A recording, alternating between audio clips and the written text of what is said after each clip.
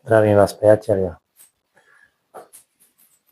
Keďže sa venujem vykurovaniu a testovaniu týchto rôznych kotlov na tuhé palivá už asi 25 rokov, už mi cez ruky prešli viac menej tie lepšie značky, skoro všetky, čo sa na Slovensku predávajú. Chodíme aj po výstavách, vystavujeme aj my, takže mám to trošku, jak sa hovorí, v merku. Sledujem tieto veci, hodne kotlov som aj testoval, pretože snažím sa aj ja nájsť takú najlepšiu alternatívu, najlacnejšiu, čo sa týka vykurovania objektov. A kľudne môžem povedať, že nič lepšie ako kotol Lipsnele som skutočne podľa môjho názoru nenašiel, čo sa týka účinnosti, doby horenia, nákladov na prevádzku a tak ďalej. Trošičku sa k tomu približuje Stropua. V Európskej únii sú dvaja výrobci týchto kotlov odhorievacích, je Stropua a Lipsnele. Skúšate to v rôznych kotloch aj vy spalovať od vrchu a tak ďalej. Je všeobecne známe, že je to skutočne najekonomické a najúčinnejšie spalovanie od vrchu. Bežné kotle aj splynovacie a tak ďalej nie sú na tento systém stavané. Takže fungovať to tam tak ide, dá sa, ale určite tam nebudete dosahovať také výsledky ako pri týchto kotloch. Mám skúsenosti, viem, o čom hovorím. A keďže mi veľa z vás aj píše, aj voláte a tak ďalej, pýtate sa na rozdiely medzi kotlom Lipsnele a kotlom Stropua, poviem vám to, nechcem ani vychvaľovať, ani zhoršovať pozíciu ani jednému, ani druhému kotlu. Skutočne, keďže roky som testoval a prevádzkoval aj kotle Stropovy, myslím si, že viem, o čom hovorím a viem vám povedať aj rozdiely. Takže začneme. Napríklad, čo sa týka peletových verzií, to majú už aj Stropua. Čo sa týka vstavených popolníkov pod kotlom, to Stropua určite nemá. Takže to je jeden veľký bonus rozdielový. Ďalej sú to napríklad tieto takto spravené dvierka, zaizolované pekné dvierka, veľké, budete z lopatou kľudne nahadzovať sypké materiály do kotla.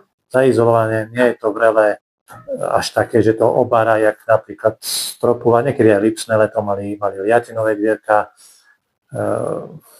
Nebolo to ono, toto je úplne iný level, čo sa týka veľkosti, aj kvality, aj tepelných strát cez dvierka a tak ďalej. Žiadna liatina, je to pekne zaizolované, perfektne spravené.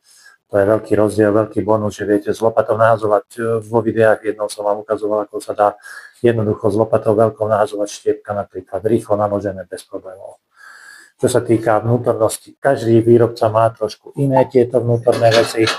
Tu je taký trojnohý distribútor koncový, Stropua tam má taký tanier a tak ďalej.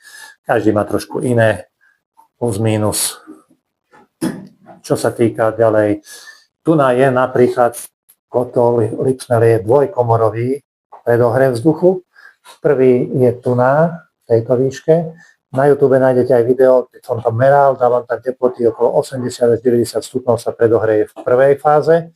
Potom ide do druhej fázy, to je vlastne až tu na, a tam sa predohrieva vzduch okolo 200 až 250 stupňov, ktorý ide cez ten žeravý teleskop dole do ohniska. To nemajú žiadne obyčajné bežné ani splynovacie kotle. Jediné kotlov Stropua a Lipsnele majú tento systém. Ale Stropua má len jeden predohrev.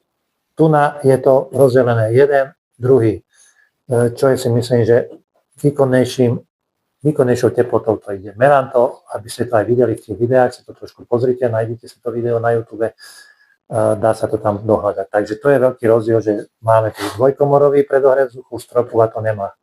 Čo sa týka ďalšej veci rozdielnej, napríklad tento systém prívod vzduchu všetky kotle to používajú x rokov, overený kvalitný systém. Stropua to má, myslím si, že len za príplatok. Oni majú tu na takú bimetalovú tyčku a na tom je tu na vrchu otvor a tu je taká klapka. Nikto druhý to nepoužíva, žiadny výrobcovia. Je to vyložené stropuacký systém. Mám voči tomu výhrady, nebudem ich tu prezentovať, je to ich vec. Za príplatok robia aj toto, Lipsnele to má automaticky, to dáva tak ako všetci výrobcovia, je to overený systém. Čo sa týka napríklad, tu je ventilátor, Všetky kotle, všetky modely to používajú pri Lipsnele. V cene Stropua má prídavok, čo sa týka zvrchu, za prípadok takisto nie všetky kotle majú ventilátory. Oni tvrdia, že sa nemusia mať, ani Lipsnele ich nemusí mať, pokiaľ máte dobrý ťah komína, pokiaľ je všetko ideálno, ale pokiaľ nie, je to v kotli a viete to používať. Je to v každom modeli kotle Lipsnele. Stropua to má za prípadok. Takže to je ďalší rozdiel. Ostatné parametre plus, minus sú tak rovnaké, ale tieto základné rozdiely, čo sa týka kvalite, sú dvierka, veľkosť, izolované, to je iný level, spodný popolník Stropua vôbec nemá. Tento systém overený, všetky kotle, všetci výrobcovia to používajú. Stropua má svoj bimetalovú tyčku zavesenú na takej ihličke, takže to je veľmi zásadný rozdiel voči tomuto. A ventilátory sú v všetkých modeloch, čo Stropua samozrejme nemá, za prípadok vám ten model dajú. A takisto nemá Stropua dvojkomorový predohrev vzduchu, tak ako má kotol Lipsnele. Takže teraz som vám povedal tie základné rozdiely. Ešte aj v tom je, že Stropua má 200 rúlu komínový vývod vzadu a Lipsnele má 180. Takže toto sú také základné rozdiely, čo sa týka medzi kotlom Lipsnele a kotlom Stropua. Takže toto videjko som spravil hlavne preto, aby ste sa nemuseli stále dožadovať tých rozdielov a tak ďalej a tak ďalej. V jednoduchosti som vám to zhrnul, aby ste videli tie rozdiely.